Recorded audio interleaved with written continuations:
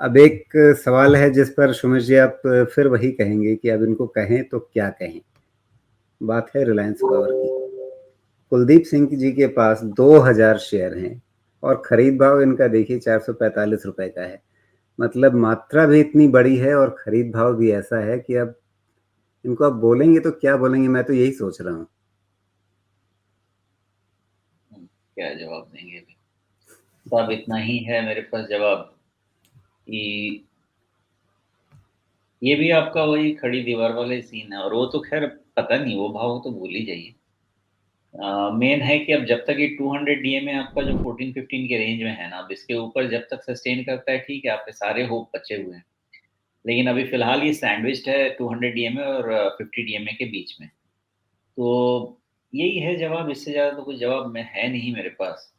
हो सकता है कि 200 डीएमए के आसपास सपोर्ट ले ले और फिर जो होना है हो इसका, लेकिन बाकी इससे ज़्यादा मैं इसको ट्रैक करता नहीं हूँ किसी और पैरामीटर पे। 14-15 के नीचे इसमें जो भी होप बना था वो चला जाएगा, जब तक हो नहीं जाता है होप बना रहेगा, बाकी जैसा कंपनी का खबर आता रहेगा उस हिसाब से चलती रहेगी। जी। तो जब किसी शेयर में इतनी बड़ी गिरावट आ जाती है सुमेश जी, तो क्या करना चाहिए? आमतौर पे लोग छोड़ देते हैं कि चलो अब डूब गया तो डूब ही गया, अब जो बचा पैसा है मतलब वो चिल्लर की तरह से है, उसको क्या उठाना, क्या उस पर ध्यान देना। एक इस नज़रिए से लोग छोड़ देते हैं। तो उसमें कई बार होता है कि धीरे-धीरे कभी किस्मत पलट जाती है तो कुछ पैसे वापस बन जाते हैं या थोड़ा घाटा कम हो जाता है। या कई बार ये भी होता है कि जितने पैसे हाथ में बचे होते हैं वो भी हाथ से निकल जाते हैं। ये दोनों तरह की संभावनाएँ बन जाती हैं, लेकिन इतनी बड़ी चोट जब लग गई हो उसके बाद एक बार को तो मतलब कह लीजिए वैराग्य जैसा हो जाता है ना कि अब इसमें क्या इसके बारे में सोचना, क्या विश्लेषण करना है। तो ऐसे सिचुएशन में कभी-कभी आता है, ऐसा सिचुएशन नहीं है कि नहीं आता है। लेकिन ये सिचुएशन का उपाय यही है कि जब हम ट्रेडिंग बेस्ड अगर एंट्री करते हैं तो उसको इन्वेस्टमेंट में कन्वर्ट नहीं करें। और अगर इन्वेस्टमेंट बेस्ड एंट्री करते हैं तो फिर इन्वेस्टमेंट का प्राइस अच्छे से समझ लें। तो अगर इन्वेस्टमेंट का प्राइस अच्छे से समझ लें तो मैं ये तो नहीं कहता कि गलती नहीं होगी, मेरे से भी गलती होती है, 1-2 गलती हो चुकी है भी। लेकिन उसमें ये है कि फंडामेंटल्स एश्योरेंस लेते हैं।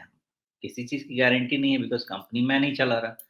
लेकिन वो एश्योरेंस लेके, वैल्यूएशन एश्योरेंस लेके हम काम करते हैं।